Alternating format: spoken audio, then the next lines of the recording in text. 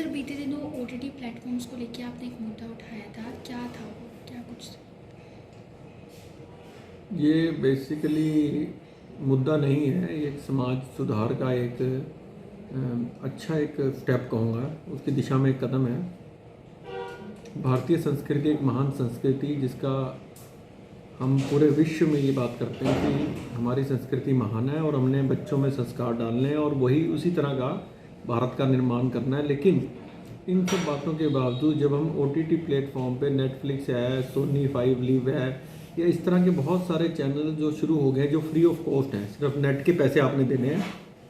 Almost अधिकतर channel जो है फ्री ऑफ कॉस्ट हैं, उनके ऊपर जो फिल्में या वेब सीरीज़ आ रही हैं उसके ऊपर कोई भी रिस्ट्रिक्शन नहीं है, कोई सेंसर बोर्ड नहीं है।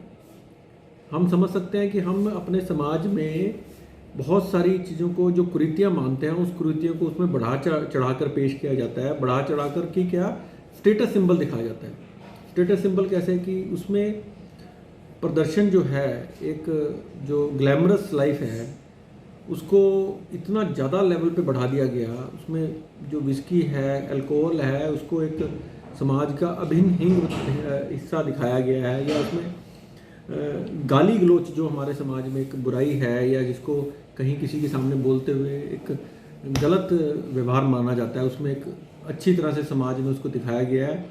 इससे भी बहुत बढ़कर जो ड्रग्स हैं, ड्रग्स के खिलाफ आज चारों तरफ प्रचार हो रहा है कि ड्रग्स को रोका जाए। उसके लिए सरकारें, एडमिनिस्ट्रेशन, जो समाज के प्रबुद्ध लोग हैं वो लगे हुए हैं। लेकिन उसमें स्टेटस मतलब उसको ड्रग्स को ऐसे दिखाया गया कि जैसे वो समाज का एक हिस्सा बन चुका है, वो उससे दूर नहीं हो सकता।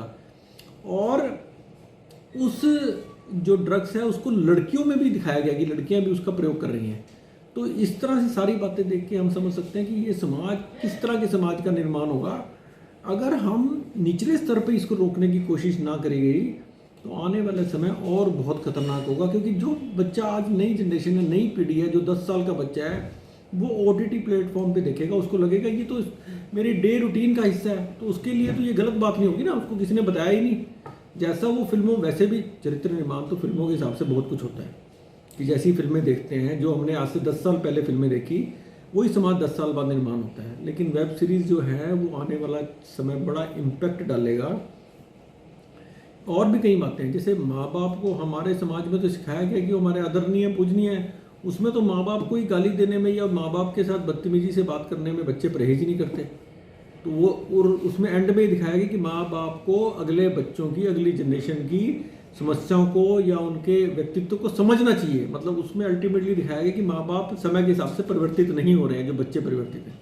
तो ये सब चीज़ें गलत है। इसलिए इसकी आवाज़ है जो पिछले समय में मैंने जाकर जैसे मीडिया के माध्यम से या फिर गवर्नर साहब पे भी जाके एक रिक्वेस्ट करी कि ये अगर आप कहीं पे उठा सको तो इस बात को जरूर उठाएं। क्या कुछ उन्होंने इस पे जवाब दिया, क्या कुछ आश्वासन क्या दिया?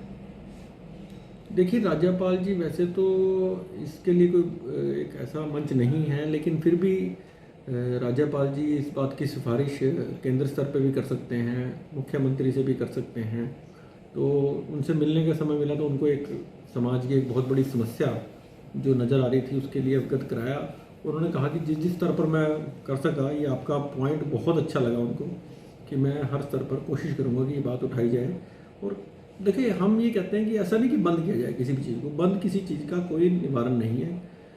सबसे बड़ा इसका सोल्यूशन ये है कि जैसे हम फिल्म है, एक फिल्म में गलत सीन जरा सा भी आता है तो उसको A category, A to B category, what ever जो सिस्टम है, सेंसर बोर्ड देखता है, एक एक सीन, एक एक जो वर्ड है उसके ऊपर ध्यान रखा जाता है। और इसके ऊपर कोई सेंसर बोर्ड नहीं, कुछ नहीं, जो मर्जी दिखाओ, जो मर्जी करो। तो इसी तरह से अगर रिस्ट्रिक्शन लगेगी ना तो ठीक हो जाएगा, इसका कंट्रोल हो जाएगा। हमारे समाज का एक जो गलत रास्ते पे चलने का हमें डर लग रहा है उसमें कहीं ना कहीं रुकावट हो।